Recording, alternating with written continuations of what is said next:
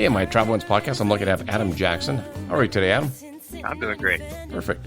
Adam goes by Adam Kyle Jackson Photography, and I kind of started following him on Instagram, and the photos that he's been taking have been blowing me away.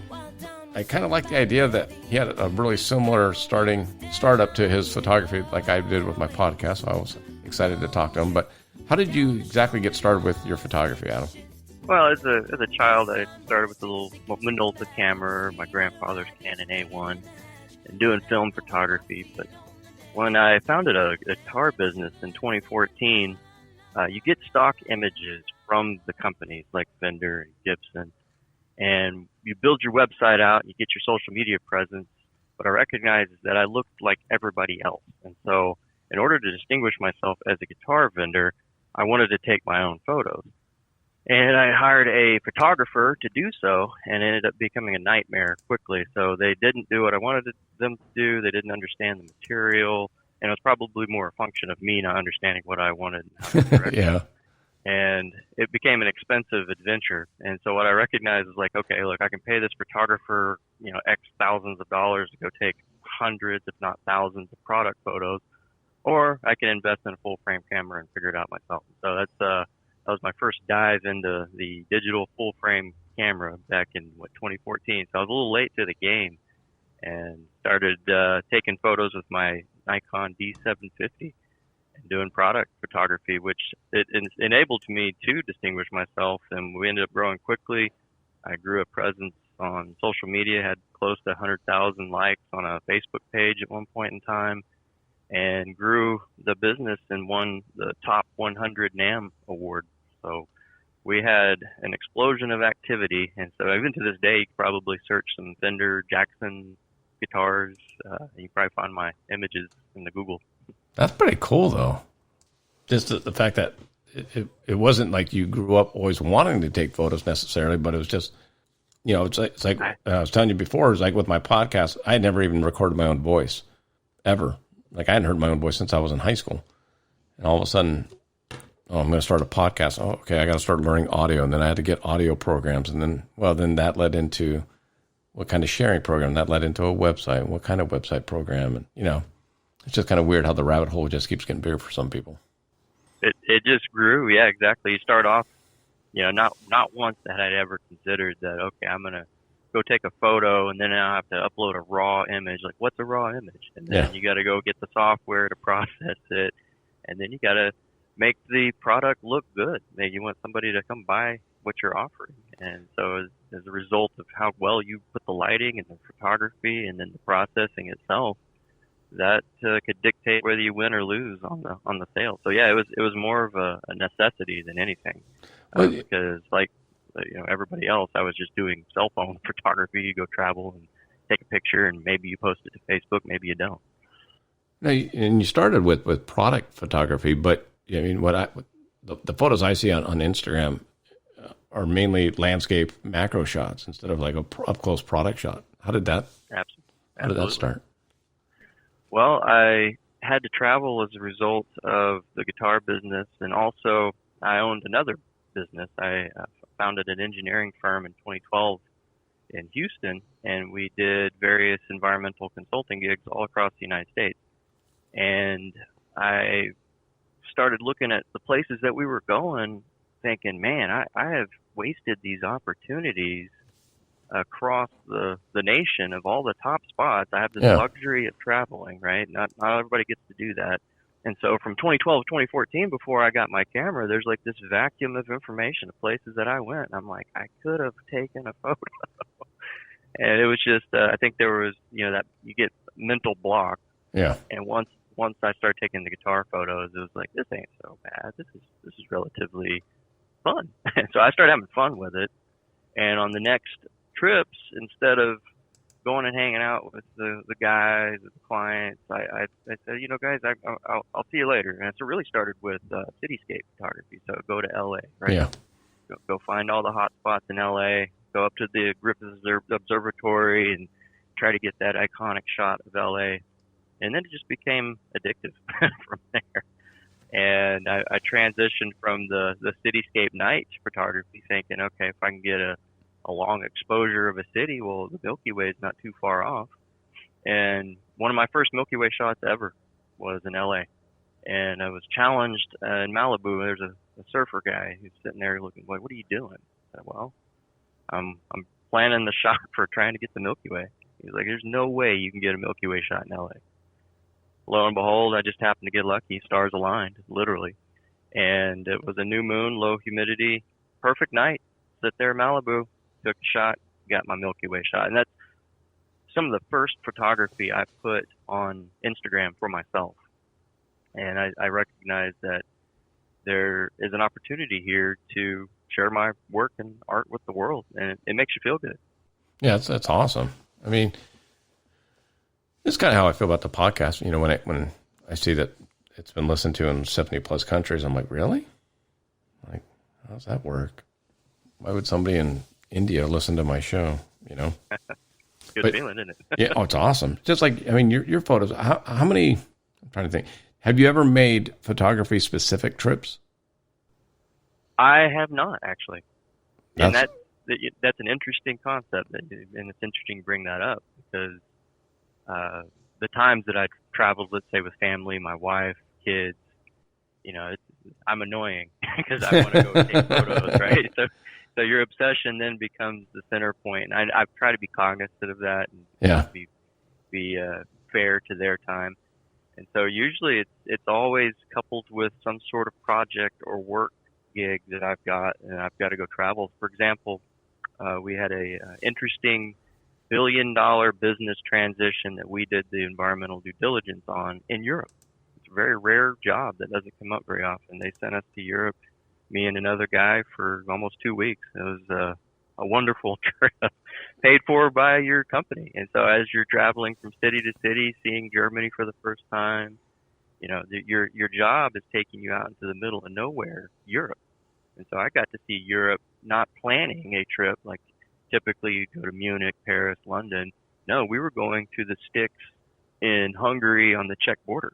Wow. Stuff that I would never in a million years thought I'd see. And so that gave me an opportunity to really develop a repertoire of here's some fine photography photos of locations that, you know, people kill to go see. Even me today, I would kill to go back.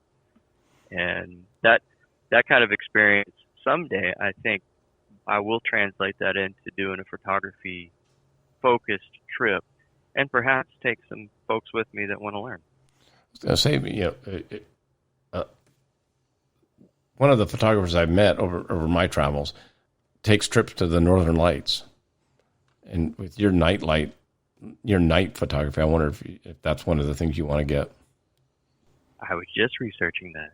So, I was seriously just getting through, like, where's that line in Norway and Sweden? Yeah. How far north do you got to get? When's the midnight sun stop? You know, what's the ideal time? I even downloaded the app from NOAA that predicts the solar flare activity, and also the corona activity for predicting where is the biggest, Northern Lights event going to happen. And what I'm seeing is that Canada is probably the best bet for somebody in North America, and it's got some of the highest intensity in the world.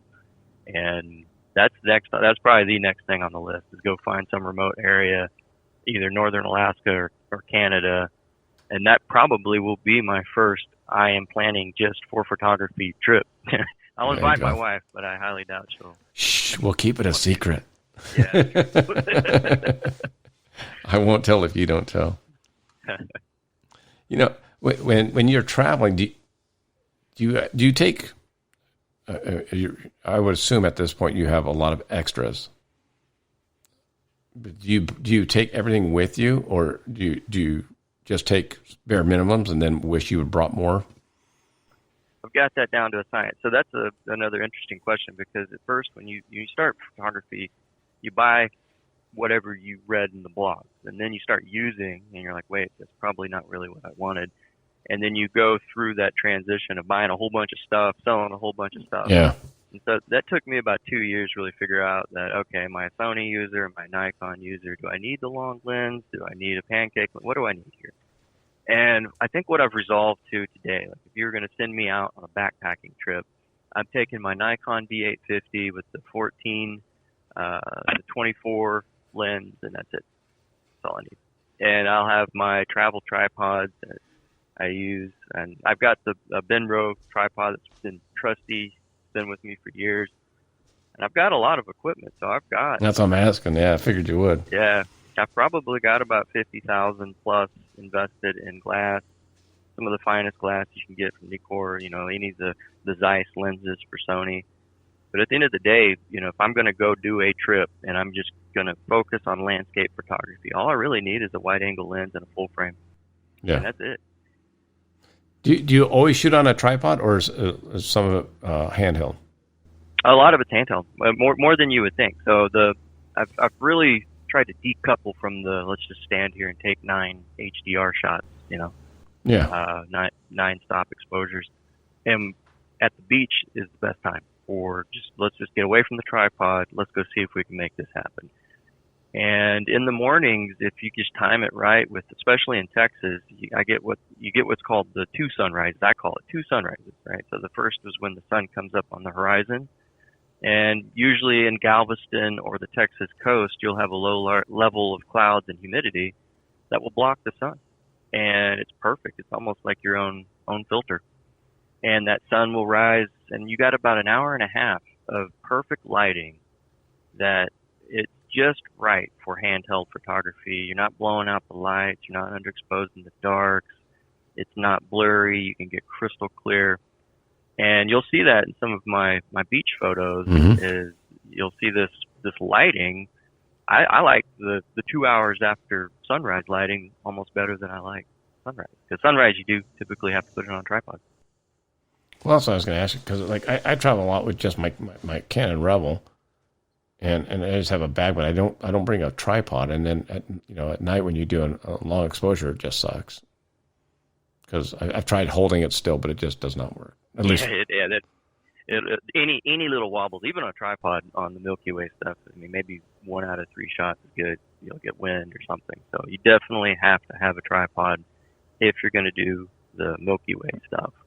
And I've tried getting creative too, because there's times where I've not had my tripod for whatever reason, and you can do it. Pile up some rocks and angle the camera just right and hope for the best. Which if you go into an area like I was in Napoleon's tomb in Paris, it's very dark in there. Yeah. So I wanted to get a picture of the dome and the ceiling, and so I had my A7R3, relatively small Zeiss lens, and people are looking at me like I'm insane. Like, what's this guy doing? I'm down on the ground and I'm propping up. I had like my jacket and everything propping up the camera and just hitting the button and hoping for the best. And then taking a look at the exposure, just do it again. And I got some fantastic photos just doing that. So sometimes you have to be creative. I've done similar where I was up in Northern California, and this rock had been shaped out by the water hitting it, and it looked like a wave. And so I got down on the ground. I'm lying down, and it's on a path. And so I'm down literally on the ground, and people are walking by me, and I'm down on the ground. But the picture turned out. That's all that matters. That's all that matters. Take that raw image home. It's just data at the end of the day. And as long as you captured the data, that's all you need. You can mess with it 3 years from now if you want. Well, let me ask you this. I mean, yes, sir. Almost all your, and I know, how many pictures do you think you have on your hard drive? That's a great question. I was just looking at that the other day, because storage is a problem. Yeah. And it's become a massive problem, especially with these 40, 50 megapixel cameras now. And, back with, what is the D750, 24 megapixels, I was filling up some hard drives. How many terabytes are you jumping out? I've got about 16 terabytes now of data. So on any given year, I'm taking anywhere from 40 to 70,000 images. That sounds like a lot. It doesn't. Now, not to me. Out, okay, good. So when you go out, I don't have a frame of reference. So I was like, maybe I'm crazy, but when you go out and you take a shoot, maybe a shoot's probably 1,200 to 2,000 images, and then you can do that easily in about a 3 to 4 hour window, easy. And if you're shooting 4 or 5 times a month, you're building up a massive portfolio. Now you have to buffer that a little bit with saying that a lot of the images that I take, I'm always shooting 9 stops, always. I don't care whether I'm doing HDR or not. And what I learned a long, long time ago is you can go handheld and you can shoot and get that one shot. But if I've spent $10,000 to go to Europe and I'm standing in front of the Dolomites, I'm getting 9 exposures, and I'm not going to I regret it gotcha. later on in life, right? Yep. And at least one of those 9 is going to turn out, if not all. And then if you do want to do the HDR, you have that option. But if you just do the one shot and you spent all that money and you had the dream location, you've lost out all that data. So a lot of my data is 9 shots. Which is just more memory. Yeah. And more time to look at every photo to see which one's the best one. Exactly. Yep. That's the pain. And then how much touch up are you doing in Photoshop? Well, the process is relatively easy, and I've watched eons worth of YouTube videos of other people. There's so many tutorials out there. And I dare I say it, I've come up with my own way of doing things, and I can process an image from start to finish in less than 30 minutes, maybe even 10 minutes. Depends on what it is I'm trying to do. A Milky Sure. Way shot may be a little bit longer, but I always start in Lightroom. That's just my comfort zone of I know the tool. That's where I've always started. And what I do in Lightroom is I try to trick the algorithm in Photoshop using Lightroom. And this may not make sense to people, but this is what I do. I don't do let's take the blacks this way and the whites this way and take the highlights down and the shadows up. I take the whites and the highlights to 0 on almost every image, and I take the blacks and the shadows up to almost 100. And I create this if you look at it in Lightroom, it's muted. I'll adjust the colors, and I'll make sure that my color is right, my template, my palette.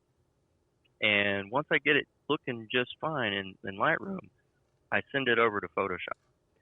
Now, what's cool about Photoshop is you can start doing the stacking, you can do the layers, you can screw it up a million times, you can selectively remove information from a layer.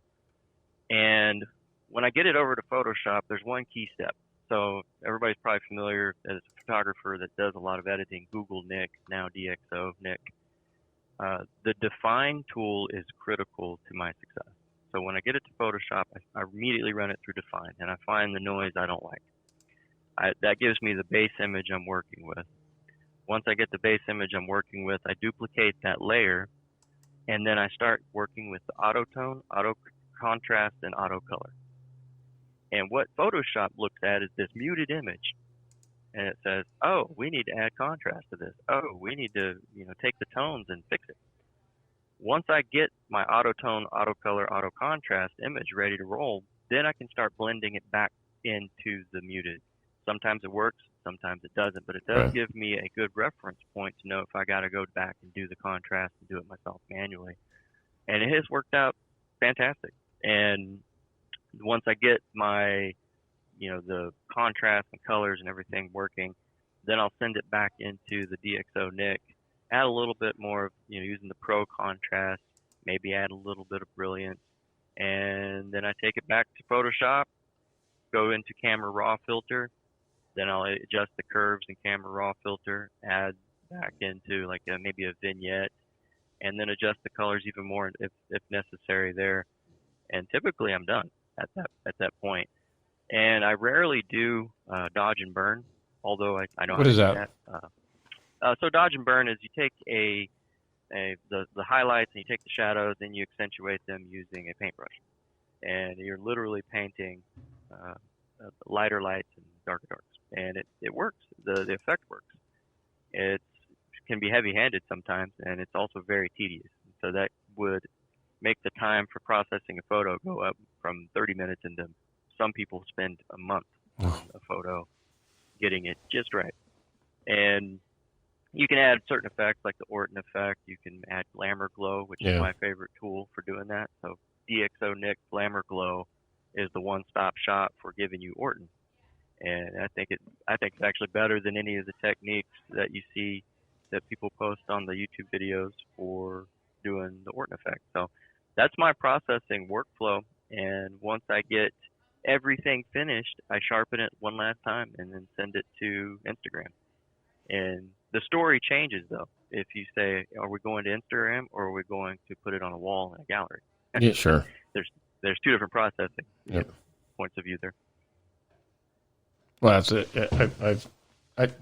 Nowhere near what you've done. Some of the photos I've taken, and people are like, "Oh, I'd like to print that up," and I'm like, "Oh, hold on a sec. It looked good on 1 inch by 1 inch on Instagram." Right. But, let me go through and clean this up a little bit.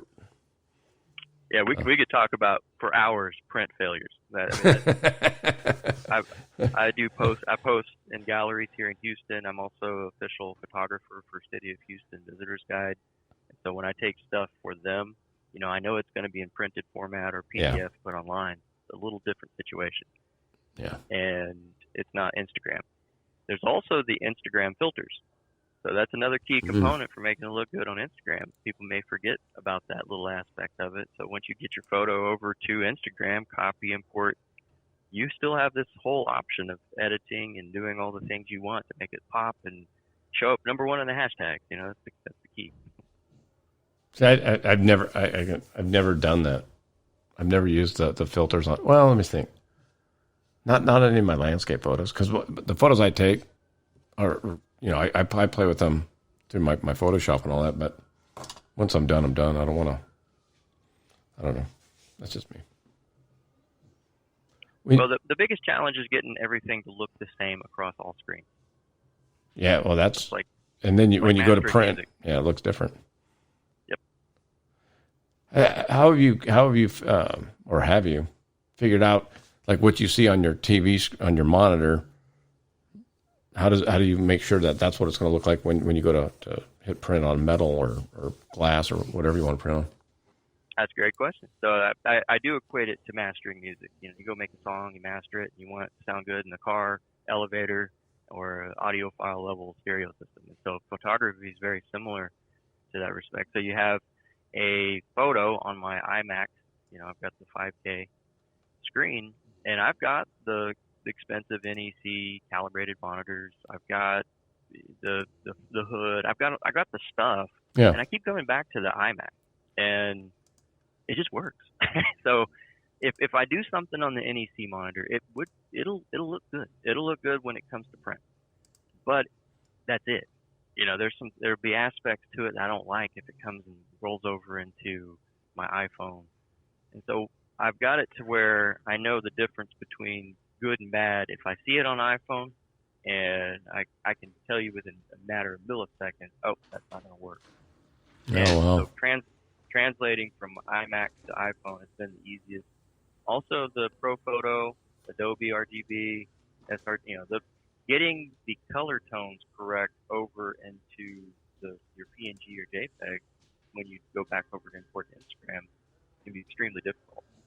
And the computer itself compresses tones and does weird things to it. So that iMac is my reference point. Gotcha. And I've adjusted it a little bit manually. So the iMac to me is naturally yellow, and then it's also bright. So if you don't adjust for those things, you'll get these yellowy, way underexposed images. Yeah. Here. Do you have a preference on what it's printed on? Whether it's metal or paper, or I've seen glass lately. Well, yeah, typically when I do a show, and I've done several over the years, it's really about cost. Like if you go to a printer and you try to figure out, how expensive this is going to be, if you go do a show for 10 photos and you as the artist are paying $200, that's expensive. And so canvas is always like the way to go if you're going to go do a show. Yeah. But if I do something at home, I'll do the Peter Lick. You get the nice acrylic with the Fuji chrome background. Put the lights on top of it. It does work. And so but again, you have to sharpen for the surface you're going to. Yeah. You have to make sure the tones aren't blown out. When you go to metal, you have to really, really manage your shadows and highlights. The metal tends to accentuate and blow out at the printer. You may send them a perfectly exposed image. They'll screw it up for you. And so you have to figure it out from a correction. So if you're going to go print the metal, you do need to make sure you have a profile for metal. Canvas is very forgiving just because it's textured surface, so if you have a high ISO image like a Milky Way shot, going to Canvas typically always looks good. If you're trying to print these gigantic images, the noise is always going to be an issue. And so I get people all the time saying, hey, I love this Milky Way shot. I'd love to put a poster in my room. And so I've got to explain to them, you can't really do that. you can get this maybe 16 by 20 without seeing some noise. And I think it shocks people when they see this image on Instagram. It looks super sharp, it's very bright, that you can't just replicate that and put it up on the wall. You could, but I'm not going to allow it. It won't look good. Yeah, it won't be the same. That's always. Let me ask you this question: how many of your photos do you have up on your wall, and has your wife told you that's enough?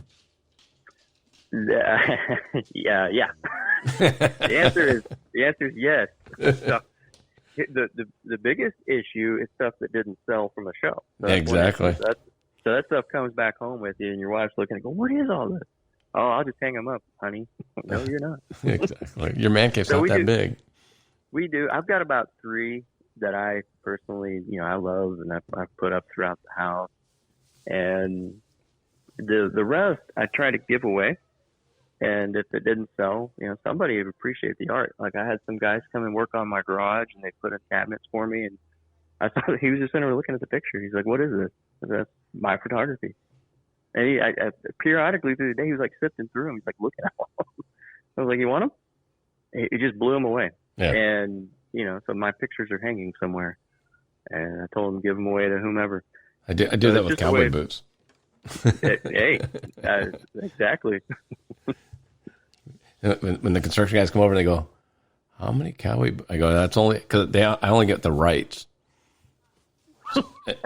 So if anyone would ever steal from my garage, they better be a one-legged, right-footed person. There you go. Because and then go steal from the guy in Arizona who gets all the lefts. They get all the lefts, all the samples. But yeah, they always freak out, and then I'll end up getting them something, whether it's a shirt or a hat or duffel bag or something like that. It's kind of the same deal. But yeah, my wife's like, "You take a lot of great photos, honey, but that's enough."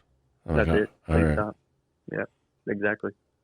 And also the pain of if I'm on a business trip and the show must go on, going, "Hey, honey, can you go hang these in the coffee shop, please? And these be done by 7 p.m." They really love you for that. Oh yeah. What's the end game for your photography? How do you perceive it? Is it just always going to stay kind of at the hobby level, or do you wish you could make it a full-time gig? My business partner just challenged me on that yesterday. He's like, "What are you doing?" I'm like, "Well, that's a good question because so far so good on Instagram, right? I don't know if we measure ourselves by the amount of likes we get, but it is a quantification of This is a validation, right? So I respect that system, and I've seen within the last 4 weeks, I don't know if it's because everybody's at home with coronavirus or maybe I just stepped up my game. I don't know. That I'm gaining like 2,000 followers a week. And it's been consistent. And so I just reached the 20,000, which kind of, it was alarming to me. It's like, this is a big responsibility now. This is not something that you can just turn away from and go, it's cool. I got all these followers and show your family and friends. These are real people. These are real fans. These are people that are invested in your work. These are people that have real questions. And so I do hope to take it to the next step. And that next step looks kind of like this. So I do like getting involved with the city visitors guides. I love the tourist boards and the guides, and I've been working with them for years. And it's kind of been in the background. And I'd like to move that more to the forefront and start working with more of those organizations who do those prints and go travel, because it's a great excuse to go to New York City and I'm going to be in your brochure for travel. Yeah. The other piece is doing kind of like what you're doing, but do the YouTube channel, maybe do a podcast, but go through, here's how I know what to do, and here's how it failed, here's how it succeeded, here's how you can too, and give the folks a background on each one of the images and give the helpful hints and tips. And I'm not sure if I see myself like actually making money on selling prints. I think that part just kind of comes with the territory. Like somebody asked me for one, great, I'll do it. But I haven't been pushing the let's go sell a bunch of prints or actually putting my work out in syndication on the Shutterstocks of the world. I haven't done that yet. I think that's almost a waste. Yeah. I mean, it's my opinion. I mean, I don't know. I mean, I agree with the way you're going after it, or you want to go after it, as far as going after the tourism, the travel. Because I think you could, if you can get, Alaska, Juneau, Alaska, to say, hey, come up and take some pictures of our city so we can put it in our flyers so we can promote it. Be awesome. It's a win. It's a win. It's a win for both. So I get to go travel and I get the exposure from people looking at the travel guide. And, that next step, it's not too terribly difficult to do, and so it's something that I've just kind of ignored because you got the day job and maybe you don't even take yourself seriously enough at times. But when you got people coming at you now, 2,000 people a week following, your business partner telling you, hey, dude, you better clean this up. You better clean yourself up and ship up, or shape out, shape up and ship out. Yeah. He's been my travel buddy through all of this, So the guy that I founded the business with 2012, he's been probably my biggest encourager throughout this whole thing. He's a great person to travel with. You want to stop, great. Let's stop. Just sit there and take pictures with me. He has no real interest in it himself. Yeah. But, that's what friends are for. Well, that's, honestly, my wife has been very supportive because, this all started just kind of as I wouldn't say a fluke, but it's like, yeah, okay. Because I had a buddy that said, hey, you should do it. And all of a sudden it's like, I'm hanging up going, hey, honey, Steve Stevens from Billy Idol wants to be on the show. I'm like, really? It's like, what? Who? How's that happen? It's kind of like, some of the, you're taking it to that next level. So that's the other reason I was really excited to talk to you, because I knew you had your day job like I do, and then you have your side thing that's becoming well known. It's becoming a part of my life. Yeah. And, to extend that answer a little further is coupling it with my Google SEO, social media, and web programming skills. Because I think that whether you're a realtor, a salesperson like you and I are, or a photographer, you're really only as good as how you can get your message out. Yep. You could be the best photographer in the world. You could be the best boot salesperson in the world. I could be the greatest, programmer ever alive. And if I'm not out there and nobody knows, and so I've been doing Google for 10 years and longer. Got my business up into the rankings, got my Facebook page 100,000 likes. I just never applied it to myself. Yeah. Ever. I've always been making others money or myself and business more successful. But me as an individual, I said, what if I start doing those things for me? And so you're seeing that net result today, especially with the growth in my Instagram. I'm starting to apply those concepts. And if there was a service I would offer or monetize what I'm doing, that would be part of it, is teaching people, here's how you get yourself out there. Here's how you win. I mean, it'd be interesting too. Would be even like car companies, because some of your photos, especially when you're out in Monument Valley or some of the other places, Shiprock. If you can incorporate some of the vehicles, whether it's off road, whether it's off road accessories, you have photos that good. I mean, we use. I'm trying to think. Stetson, we use a photographer, and he that's what he does. So he does landscape photos, and then we obviously put in people on horseback or walking and wearing our gear. So that'd be the dream. Yeah, that'd be a dream gig. I've got my jacked up lifted Suburban Z71 Suburban, and I go off road trails. I do take photos of it. And now that you mentioned it, when I look at those photos, I was like, hey, that could be a car commercial. So, well, I was looking at the Shiprock one. Yeah. And there's a truck down the bottom right. That's mine. Yeah. Okay. So that's my wife driving, saying it's time to go home. I know that part too. Well, it's just like with the podcast. It's kind of weird. I'm wondering how it is for you. It's actually helped my day job. I had my best year ever in sales last year, and I was on track to have my best year this year until the coronavirus. But I think it's because I'm not just focused on making more money for my day job. So it relaxes me. So when I go out and see my stores, my accounts, I'm not as hot and bothered that I need to make, I need to sell 50 pairs of boots here or, whatever.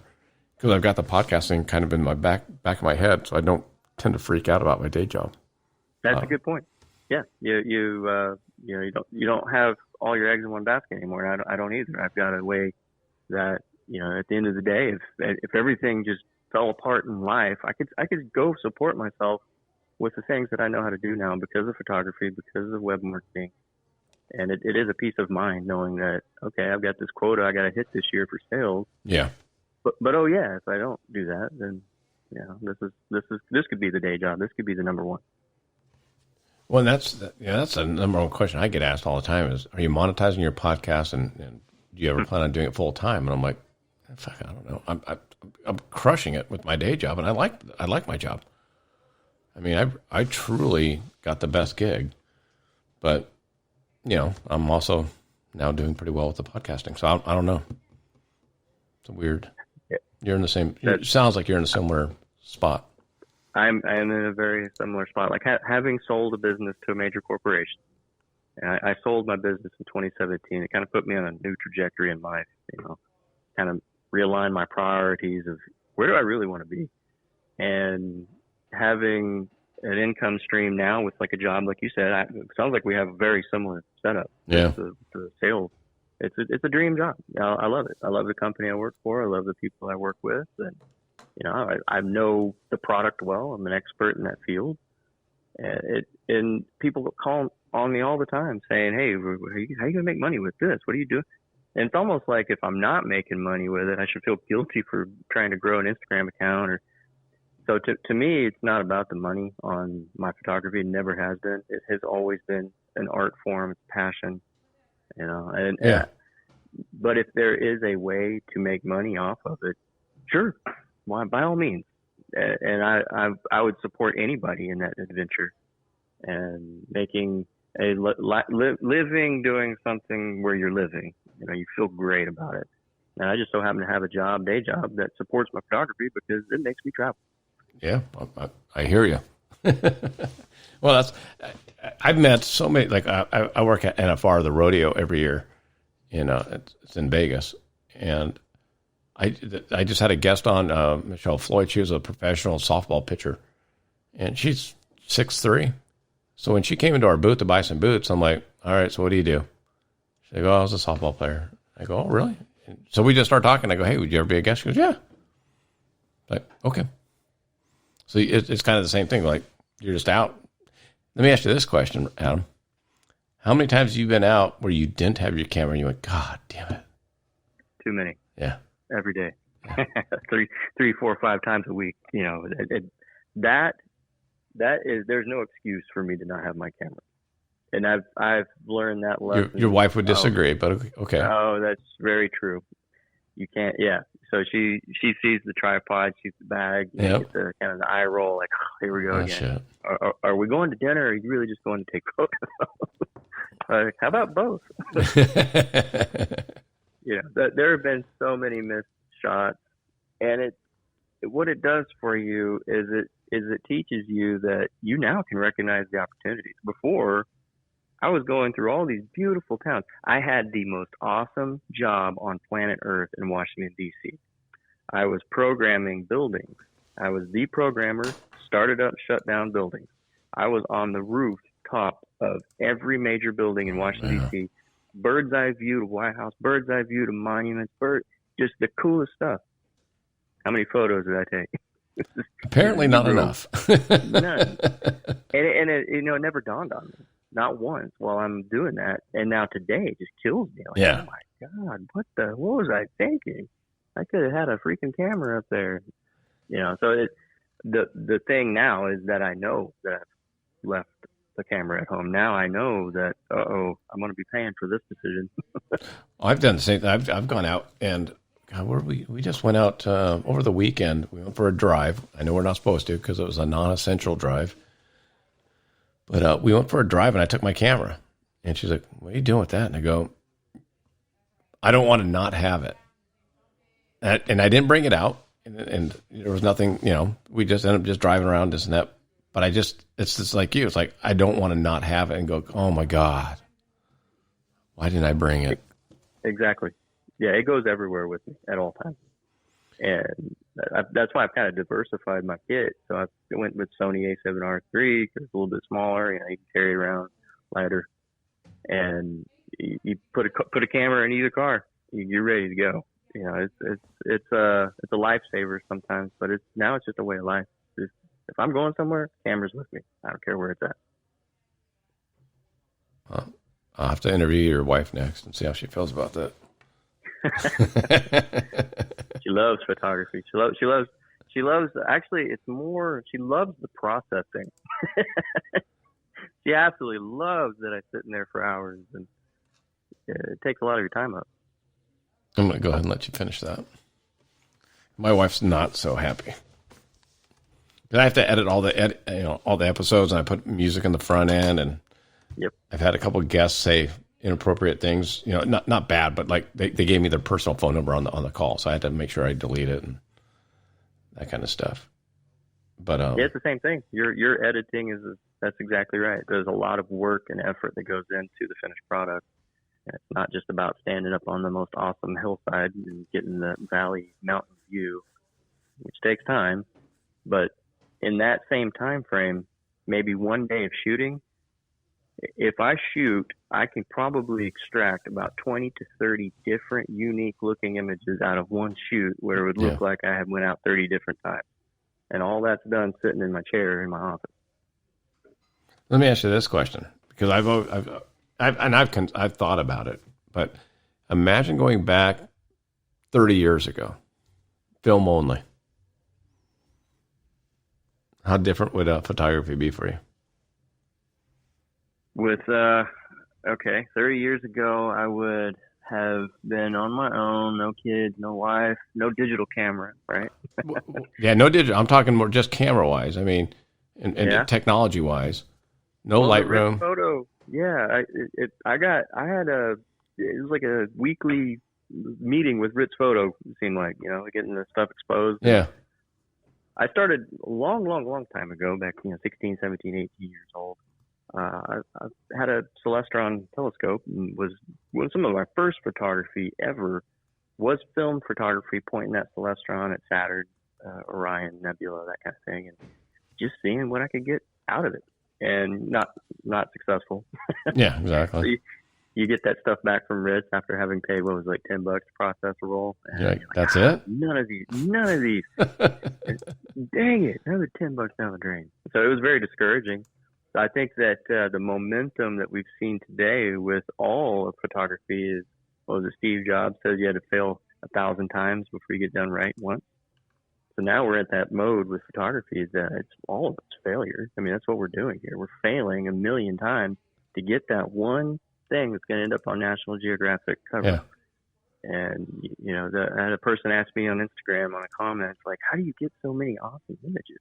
Well, you don't see the 70,000 crap images that are sitting wasting space on my hard drive that I'm too obsessive compulsive to delete. So, okay, so I was going to ask you the same problem. I have the exact same problem because I always think maybe I'll go back. And I've had cases. So I went down to the beach. Let me tell you this stupid story. I go down to the beach. I'm traveling down to San Diego for my job. I stop. The waves are big, probably 6 to 8 foot. And I stop at Salt Creek. And it's a really good peaky barrel. So I'm like, I'll get some good shots. So I go down there, and it wasn't as good as I thought, but I took a whole bunch of shots, right? I mean, like I probably took 500 photos. Because, I'm doing, in sport mode, it's a quick aperture. It's quick. So you never know. So I'll take 6 shots of a guy on one wave, Anyways, I go through, I take probably 10 that I like, that were good, and I clean them up, and I put them on Facebook. And one of my friends from high school goes, "Oh my God, that's my husband." Huh. And I'm like, "Really?" And I go, "That's Tim." And she goes, "Yeah." So I go back, and I'd already deleted all these spares because I deleted the 490 photos I would never look at again. And so I go, I might have some other photos of them, and I knew I did. I just deleted them all. So now I'm like you. I'm like, I don't want to delete them until I know I don't need them. Yeah, I'm an image hoarder now, and yes, you do go back. Well, like right now, time's like right now. Coronavirus, nobody's traveling. You know, like the big thing on Instagram, go back, do re-edits of the stuff you shot 10 years ago. And I've got probably 1,000 in the hopper of the potential, you know, the things that maybe I went to the next image over and thought I liked it a little bit better, but this one over here, I don't know. Some of those have turned out to be gems. And so you go back and you take a look at this stuff from a different perspective. You learn a lot since 2017, 2018. You know, you go back to 2019. Oh, yeah. Why was I shooting that? Like, well, if I just moved the tripod over 10 feet that way, this wouldn't be in the way. And you start really adapting your photography based on all of the edits from before. And so I think it's important to go back and re-review where you've been. And still to this day, some of my best photos were that first shoot that I did at Galveston. When I first got that D750, the first time I decided, I was like, you know what, I'm going to go try a sunrise. Let's go do it. This was during that photography of guitars phase. And I just drove down to Galveston at 4 a.m. Didn't know what I was doing. And it ended up being, it was Mother Nature. It wasn't me. Yeah. It was one of the most fantastic sunrises. Even to this day, I don't think I've seen anything that's rivaled it in person. And so that means a lot to me. So I hang on to those and I go back to those and I repost those. I re-edit those. I make those, you know, I want those to shine. And it reminds me where I came from, but also reminds me that sometimes it's not just about you. It's the environment. It's Mother Nature. It's the moment. And you can't just go create that. And, you know, you and 100 other photographers come back with different images from that same day. And that's the other thing. Like, I don't know if you've ever done that. Like, I've gone on some Instagram photo groups, and we'll say like, "Hey, well, let's meet at, you know, the Queen Mary, in the morning, or we'll meet at the pier at night, and like, you know, 15, 20 of us will show up, and it's so weird to go back and you look at everyone. Even we're all there at the exact same time, same light, you know, and everybody's photo looks completely different. Different, absolutely. I've got the experience from my travel buddy, my business partner, who, like I said, is not necessarily into photography, but I made him get a camera. Yeah. You know, I'm gonna go out there and shoot. You're coming to shoot with, and I'll be danged if some of his stuff is just eclipsing mine just because he had a different point of view. Yep. You know, you get that photo jealousy. He's like, how did you get that shot? Yeah. Well, because I was standing over there. Well, why wasn't I standing over there? I told you to come over here. So it's a good learning experience. I haven't done any of the photo groups like you said. I've kind of been accidentally a part of a few of them just because I'm out so frequently in Houston. Yeah. So you'll be a part of a group, or you're standing on the bridge, and then like all these people show up. Yeah. Yeah, that happened to me in Count La Jolla, right there. Yeah, bridge or the pier out at the beach, the Scripps. Yeah. I was shooting out there. I was the first one there, trying to get that perfect sunset shot right there. Right between the pylons, yeah. Yep. Yeah. So 100 other people pile up in front of me. I'm like, well, that day's over. Welcome to California. Yeah, that's exactly right. Tons of people. Way too many. What when you're traveling for your work, what do you listen to? Do you or what do you do? How do you fill up your time? Meaning, are you like on the way back, are you reviewing photos, or do you just wait till you get home and download it? Do you listen to music? Are you watching movies? How do you fill up your time? Oh no, it's that's part of that obsessiveness. Is as soon as you shoot, and I'm fortunate enough to have my buddy who has no problem driving. I'm sitting there. Yeah, I got my AC converter. Yeah. Laptop hooked up, and I'm editing photo after photo after photo, using that time on the road, windshield time. In some cases, doing a few YouTube training videos or going and reading about usage of the different tools, download something new, try to figure it out. And you use that time that you don't have your wife, kids, and you're not ignoring them. You know, I don't want to ignore family to do that kind of stuff. So yeah. What else are you going to do on the road? And so I've used that time wisely and processed thousands of photos driving 8 hours from point A to point B. Yeah, so you're lucky that you have a driver. I did. Oh, well. Different circumstances today. We work at different companies, and hopefully I can get my driver back. I mean, that'd be worth it, because I can't tell you how many times. And I don't know. I mean, like I've stopped along the way, and for me, like I'll just drive, and if I see something, I'll just pull off the road now, and just go take a couple shots and see what turns out. As long as I've got the time. But I know, like I took some pictures of an old truck, and I was like, oh, I can't wait to download these tonight. And just the anxious feeling of hoping they turned out right. Yeah, it is. It is very anxious, and it's like an elation. It's a good feeling to go, oh man, I've got this to do now. And like you said, as if I'm driving, it's like trying to split the distance half to the goal line. I'm never going to get there. Yeah, yeah. You travel with me, we're stopping, and it's probably going to be 10 times. It's just the way it is. Yep. My wife's the same, because I'll stop for museums, and she's just like, oh, and she goes, you know what? You've never led me to a bad time in a museum. So, because I'm just curious, and I think that's why I started the podcast too. It's like I just want to talk to different people in different industries. Yeah, you're crowdsourcing best practices. Yeah, and that's a great way to do it. Yeah. Well, hey man, I appreciate the time. What's the best way for my listeners to follow you and see what you got going on? Well, currently it's Instagram. It's been the main way I've shared the photography, and that's at Adam Kyle Jackson, AdamKyleJackson. And then if they go to my Instagram, I've been very open about email and phone number. So, I don't expect the world to text me, but I do get a lot of texts, and I do answer them. And so if they have questions about photography processing, I will respond. And you actually have like some web classes opening up, right? I do. So I do. It's really a ad hoc system right now. And what I've done is if somebody comes to me with some questions or they want training, I open up a Skype and do the real deal, real time. They can send me their image and I can show them what I would do with it. Oh, and wow. I charge a nominal hourly rate. And it's something that I think in the future will be formalized, and I'll put together a plan for people to be able to download something and be able to see it without having to go out and do a live a view with me. But the option's always there that if you want real life training that's on how to function, how your camera functions, the different functions of the camera from beginner all the way to advanced, Photoshop, Lightroom, a plugin. If you want to know how to edit photos specifically for Instagram, we can do that. Or if you want to go to print and do the canvas, we can do that. So it's really all options for training, and all of that can be done. Well, now with the coronavirus, we're really good at doing it remotely. Yeah, exactly. And getting better by the day. Exactly. I mean, that's the. I look back because I asked you about the technology of cameras, and it's like I look at what I'm doing now with the podcast, and I'm like, if you went back 30 years ago and told me you're gonna be talking into a microphone, into a mixer board that's relatively low cost, you're gonna put it onto the internet, which what is that? And it's gonna go out to 74. I've been listening to this, I think 74 countries right now.